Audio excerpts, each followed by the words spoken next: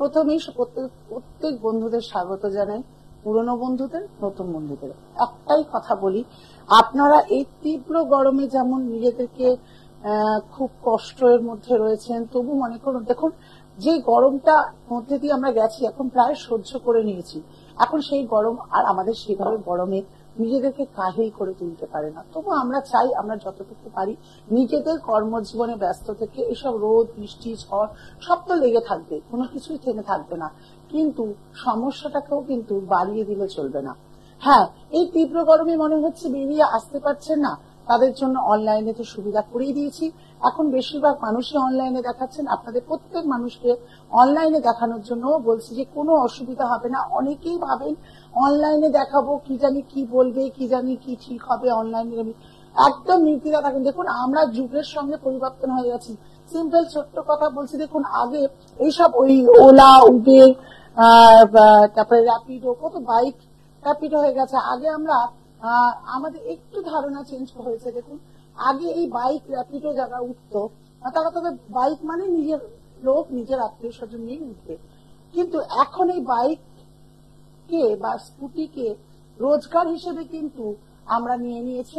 আমরাই ভিন্ন ধর্মের মানুষ, ভিন্ন মানুষের বাইক পাইতে রাইড করে চড়ে নিজেদের গন্তব্যস্থলে পৌঁছে যাই, তাই তো। তাই মানে আমাদের যুগের মানসিকতার সঙ্গে চেঞ্জ হয়েছে। আগে আমরা কারোর বাইকে উঠতে ভয় পেতাম, দেখুন 70-80 শতকে, যে না বাইকে উঠবো, কে দেখবে, কে বলবে। এখন কিন্তু নির্দ্বিধায় নিজেদের কিছু পয়সা সেভ করার জন্য, যারা 4 চাকা যায়, ওলা উবেরে যায়, আমি তাদের কথা বলছি না, নিজেদের মানসিকতাকে চেঞ্জ করে কিন্তু আমরা ভিন্ন মানুষের সঙ্গে বিশ্বাস করে সেই বাইকের ওপর রাইড করে চলে যাই। সে কেমন চালায়, কেমন মানুষ, তাকে চিনি না, কিন্তু আমরা সুবিধার্থে করে ফেলি। ঠিক তেমনি কেন বলছি, আপনারা অনলাইনে যখন আসছেন, একটাই কথা বলি, রুমাদিকে বিশ্বাস করুন, ঠকবেন না। এতটা জোর গলায় বলতে পারি, আজ পর্যন্ত কাউকে ঠকাইনি।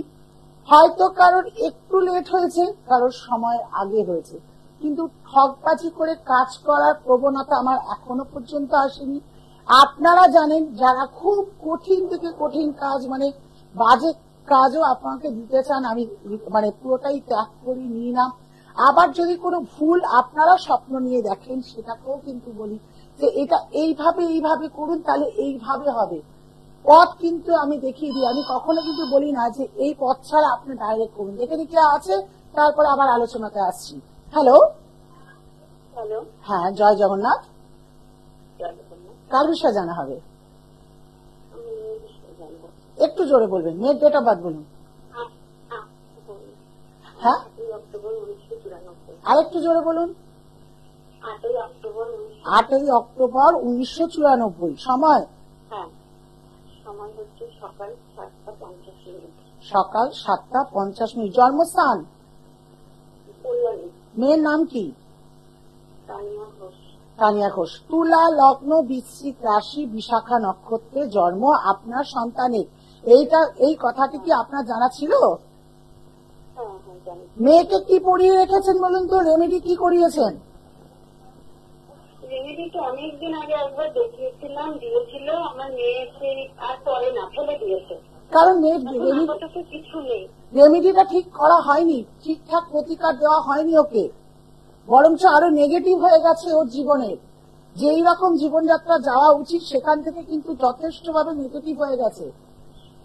কাউকে বিশ্বাস করলে বিশ্বাসঘাতকতা হবে, কিছু অ্যারেঞ্জ করতে চাইলেও হবে না। লেট ম্যারেজের সম্ভাবনা অনেক বেশি থাকবে। মাঝে মাঝে রাগ করে আপনাদের সঙ্গে বাজে ব্যবহার করে ফেলা, এইগুলো কিন্তু ওর জীবনে খুব হবে। কিন্তু এই মেয়ে আপনাদের জীবনে একদিন লক্ষ্মী ছিল। আমি যেগুলো বললাম সবগুলো ঠিক না ভুল?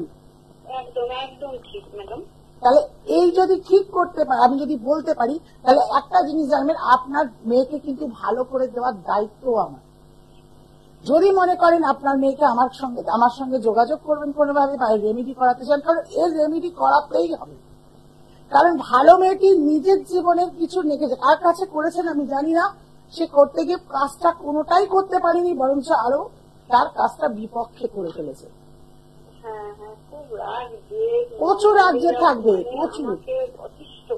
আছে একদম। এমনকি কখনো কখনো এমন ধেয়ে আসবে যেন এক্ষুনি আপনার গায়ে হাত তুলবে। আমার শুধু যে ও কি করে ভালো হবে, ওকে কিভাবে ভালো করবো আমি, আমার এখন একটাই চিন্তা ভাবনা। যদি মনে করেন, আমাকে বিশ্বাস যদি করেন, তাহলে আমার সঙ্গে একবার যোগাযোগ করুন। আমি বলছি আপনার সন্তান ভালো হয়ে যাবে, তাড়াতাড়ি বিয়েও হবে, রাগ জেদটাও কমবে। অনেক খরচাও করেছেন ওর জন্য, এরকম নয় যে ওর জন্য খরচা করেননি, করতে চাননি, কিন্তু কোনোভাবেই কোনো প্রতিকার কিছু হচ্ছে না। বিবাহ কি দেখে শুনে হবে?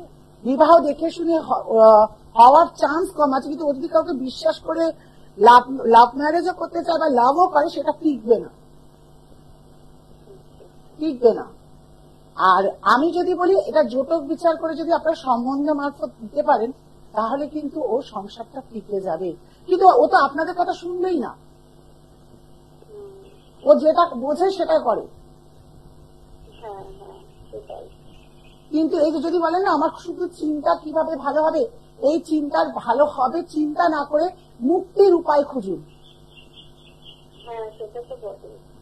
এর মুক্তির উপায় না খুঁজলে চিন্তা আপনার বেড়ে যাবে, মেয়ের বয়স হয়ে যাবে, বাড়িতে থাকবে, আপনাদের সঙ্গে অশান্তি হবে, ঝামেলা হবে, ঝগড়াঝাটি হবে, সব হবে। মেয়ের বরঞ্চ আরো খারাপ দেখতে থাকলে আপনাদের মন আরো কেঁদে উঠবে।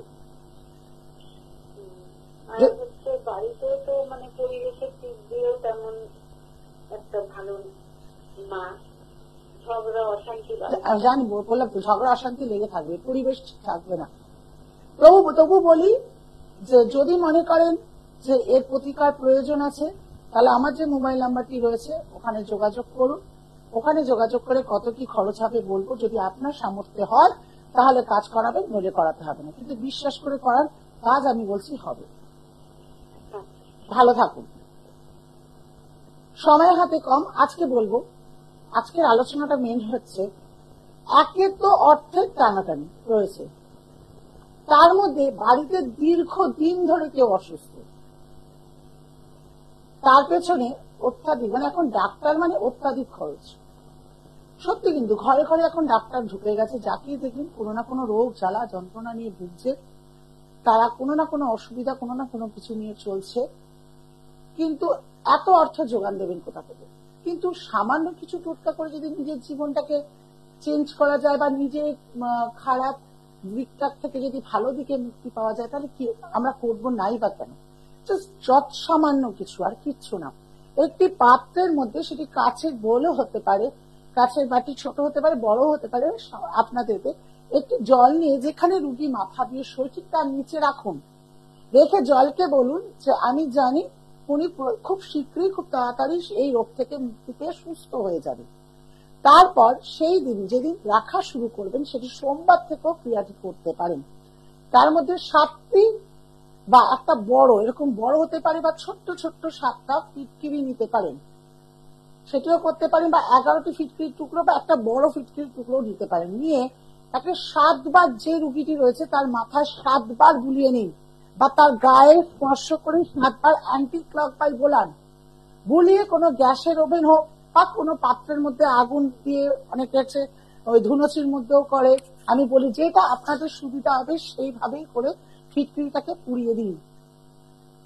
যদি সোমবার ক্রিয়াটি শুরু করেন, বা মঙ্গলবার যদি শুরু করেন, শুক্রবার যদি শুরু করেন, আমার হিসেব মতো সোমবার করলে উপায়টি ভালো, তাহলে সোমবার কিন্তু 7টি ফিটকিরির টুকরো প্রত্যেক সোমবার করতে হবে। আর জলটি যে 7টা ফিটকিরি শুরু হচ্ছে করা, 7টা সোমবার যে শুরু হচ্ছে, সেই জলটি প্রত্যেক দিন রাখতে হবে। প্রত্যেক দিন, মানে 7টি সপ্তাহ সোমবার ফিটকিরি, আর 7টি সোমবারেরই কিন্তু প্রতিনিয়ত জলটি রাখতে হবে। এবং জলটি রাতে রাখবেন, সকালে উঠে যে কোনো তুলসী গাছ বাদ দিয়ে, কাটা গাছ বাদ দিয়ে যে কোনো গাছের তলায় দিতে পারেন, কোনো নালা নর্দমায় দেবেন না।